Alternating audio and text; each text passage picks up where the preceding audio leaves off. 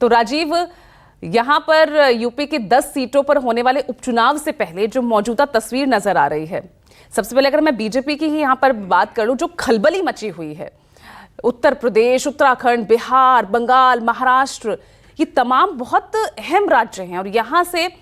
अनुशासन का पाठ पढ़ाने वाली जो पार्टी है, वहीं कितना ज्यादा ये अनुशासनहीनता जो घर करती जा रही है,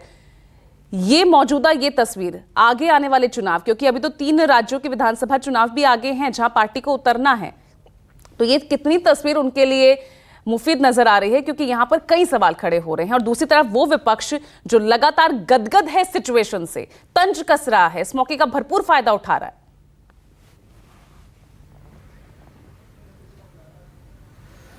देखिए पूजा,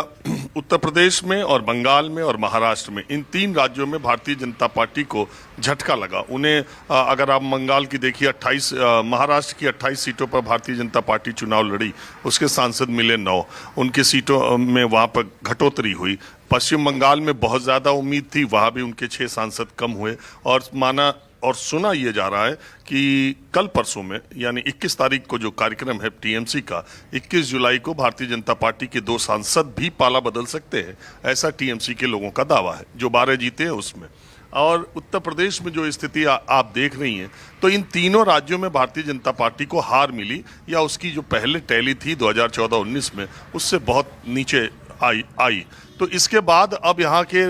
नेताओं में एक स्वाभाविक सी बात है, हालांकि उत्तर प्रदेश में चुनाव तो काफी दिनों के बाद है, लेकिन एक 10 विधानसभा सीटों का जो उपचुनाव है, ये अपने आप में बहुत महत्वपूर्ण हो गया। महत्वपूर्ण इस दृष्टि से भी कि इन सीटों में जो समाजवादी, मैं कई बार ये बात कहा हूं, जिन सीटों के विधायक समाजवादी पार्टी के सांसद बन गए, उन सीटों पर समाजवादी पार्टी बहुत मजबूत स्थिति में है। लेकिन जिन सीटों पर भारतीय जनता पार्टी के विधायक सांसद बने, उसमें 2 सीटें ऐसी हैं जहां वो विधायक अपनी ही विधानसभा क्षेत्र में पीछे भारतीय जनता पार्टी रह गई थी, उसमें एक खैर और एक फूलपुर है। तो इस दृष्टि से अगर लोकसभा चुनाव की दृष्टि से देखें तो समाजवादी पार्टी वैसे भी मजबूत दिखती है, और अगर सीटों को खाली करने के लिहाज से देखे जाए तो भी समाजवादी पार्टी तमाम सीटों पर बहुत मजबूती के साथ टक्कर देती हुई दिख रही है। तो अभी महाराष्ट्र में इमीडिएटली चुनाव है। आप देखिए महाराष्ट्र में जो ऑब्जर्वर में एक लेख छपा, उसमें बात कही गई कि एनसीपी के साथ, यानी अजीत पवार के साथ गठबंधन महाराष्ट्र की जनता पचा नहीं पा रही है। दूसरे, जो कार्यकर्ता को नेता बनाने की प्रक्रिया भारतीय जनता पार्टी में है, वो जमीनी स्तर के कार्यकर्ता के, वो कहीं ना कहीं टूट रही है। देखिए, पूरे देश के भारतीय जनता पार्टी के कार्यकर्ताओं में जो जमीनी और मूल रूप से काडर के कार्यकर्ता है, उनमें एक ये भावना तो है कि दूसरी पार्टियों के नेता जब भाजपा ज्वाइन कर रहे हैं तो उन्हें तुरंत से कुछ न कुछ ऑफर दिया जा रहा है, उन्हें पुरस्कार दिया जा रहा है, और दूसरी पार्टियों से आए लोगों का राज्यों के स्तर पर उनका प्रभाव ज़्यादा है। केंद्रीय स्तर पर प्रधानमंत्री नरेंद्र मोदी, गृह मंत्री अमित शाह, जेपी नड्डा, वो मूल काडर के लोग केंद्रीय स्तर पर भले, लेकिन अब आप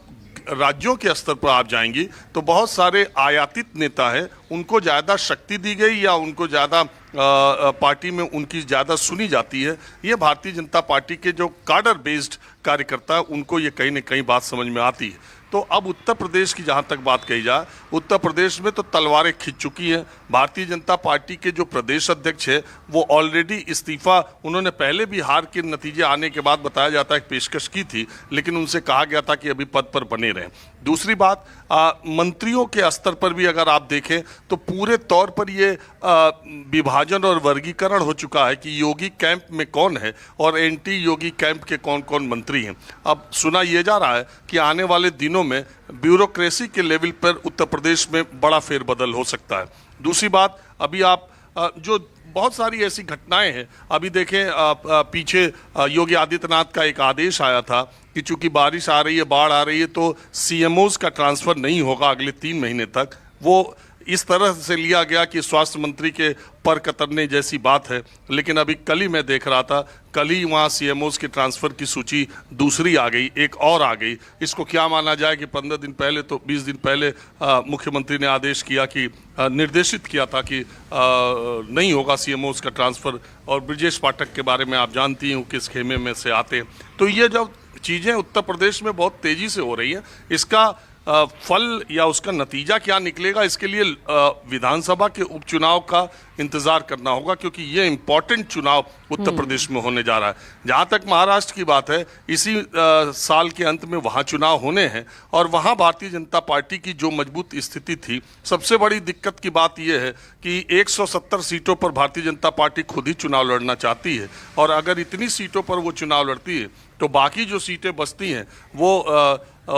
उतनी सीटों पर शिंदे और एनसीपी अजीत पवार गुट तैयार होगा नहीं होगा, और बीजेपी की ज़्यादा से ज़्यादा सीटों पर जो लड़ने की मंशा है वो उसके लिए फ़ायदेमंद होगी कि नुकसानदेह होगी। और महाराष्ट्र में भी चिंतन, मैंने बताया, आरएसएस ने खुद ही लिखा है, अभी 2 दिन पहले ही लिखा इस बात को लेकर कि महाराष्ट्र में किस तरीके से बीजेपी अगर इसी समझौते से आगे बढ़ती है तो क्या होगा। इसी तरह बंगाल में शुवेंदु अधिकारी ने जो बयान दिया था कि जो हमारे साथ है हम उसके साथ हैं, उनके उस बयान को बीजेपी के प्रदेश अध्यक्ष सुकांत मजूमदार ने तुरंत से खारिज किया। उन्होंने कहा ये बात सही नहीं है, ये उनके निजी विचार हो सकते हैं। तो हर तरफ जहाँ जहाँ बीजेपी कमज़ोर स्थिति में आई है, मैंने एक दिन और भी कहा था, शरीर कमज़ोर होता है तो बहुत सारी बीमारियाँ चपेट करती है। इसी तरह जब हार मिलती है पॉलिटिकल पार्टीज़ में तो बहुत मंथन के नाम पर जो आंतरिक कलह है वो सतह पे आ जाती है और कहा यह जाता है कि हार का मंथन हो रहा है। बिल्कुल, यहाँ पर बिल्कुल आत्ममंथन के नाम पर जो भी कुछ इस वक्त चल रहा है वो जाहिर तौर पर लोकसभा चुनाव के नतीजे हैं, जिसके बाद जिस तरह से आपने कहा कि जब शरीर कमजोर होता है तो कई बीमारियों से घिर जाता है। सिद्धार्थ यादव जुड़ गए हैं, कुछ ऐसी स्थिति बीजेपी की हो गई सिद्धार्थ? पूजा जी, आपको ऐसा क्यों लग रहा है? कुछ तो कारण होगा कि आपको ऐसा महसूस